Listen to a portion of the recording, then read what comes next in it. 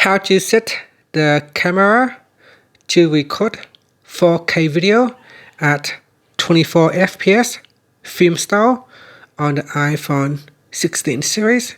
First, let's go back to the home screen by swiping up at the bottom of the screen. And from the home screen, tap on Settings.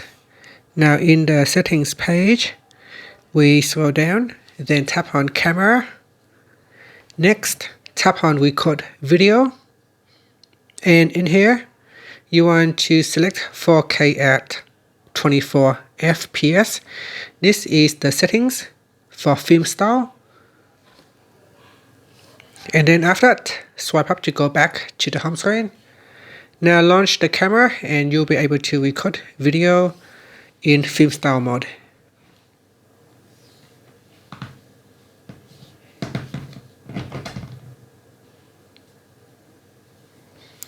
And that's it. Thank you for watching this video. Please like and subscribe to my channel for more videos.